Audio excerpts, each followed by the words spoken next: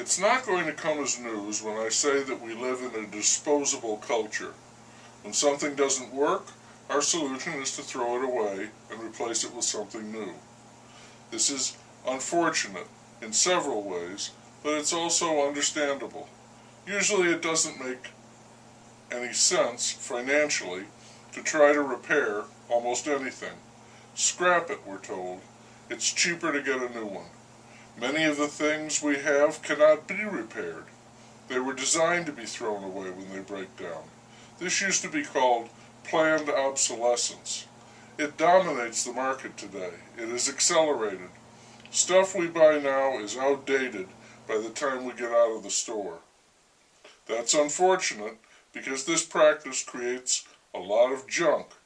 I think that there's no question that our biggest contribution to the world today is not democracy or freedom, as we once liked to think. It's waste, garbage in one form or another. We specialize, you might say, in creating waste. They used to say that haste makes waste, and waste not, want not, cautionary notes. We didn't listen. We went in the other direction. We love speed, rapidity, haste, and we are completely unconcerned about the waste. Very little is repaired today. Politicians like to dust off this old bromide and roll it out. If it ain't broke, don't fix it. It sounds reasonable in a folksy way, but it is their justification, their proud argument for doing nothing. And in our society, so much is broken, so much doesn't work, so massive and pervasive are our problems that no one can fix them. We can only do nothing and wait for the dire consequences to set in. Meanwhile, we continue to throw things away when they cease to operate. And one of the things that we lose in doing this is the great satisfaction that can come from simply fixing something. People used to do that all the time. Your toilet was leaking, you replaced the corky valve instead of calling in a plumber. You changed the oil and spark plugs and air filter on your car. Preventive maintenance, what a concept. A farmer was an all-around Mr. Fix-It, or he was a failure. Necessity was not only the mother of invention, but also repair, the jury rig. Yes, people used to fix things because they had to.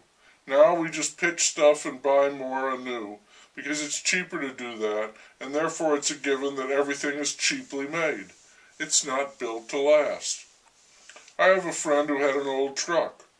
The brakes failed, and he decided to repair them. He didn't know how to do it, but there's the internet where you can Google anything, and if you're lucky there are some people you can ask who, almost like witch doctors or rabbis, know how to do such things. And as it turned out, the job was a lot more complicated and extensive than he thought. He had to replace not just the brakes, but also the brake lines and the brake fluid as well. And when you do this, there is a very specific way to bring the system back up to its proper hydraulic pressure, so the brakes will operate as intended. And he did all of this. And when he was done, he took his old truck out for a test drive, and the brakes worked perfectly. And he felt an almost inordinate amount of joy from this, repeated in some measure every time that old truck pulled up to a stop. Not long ago, I was taking in water over my garage. A lot of water, buckets full, in a hard rain. Not only was the water coming in, but my roof boards and joists were getting soaked. Mildew and rot would follow. I got a ladder out and climbed up on the roof and found the problem.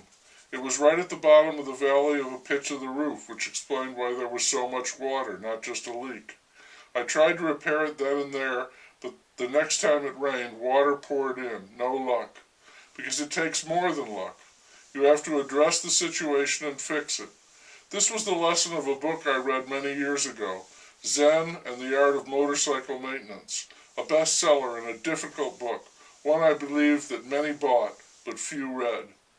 I went back up and made a much more substantial repair to the roof, using caulk, plastic, and metal flashing to stop the water from running down the hole. The next time it rained, the garage stayed dry.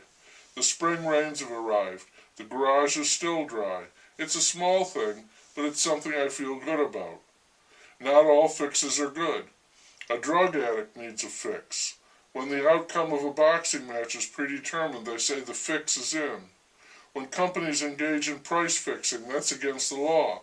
Sometimes if you get into trouble, people will say, you're in a fix. When the mob boss is angry about something and he tells a guy to fix it, chances are good that somebody's going to be killed.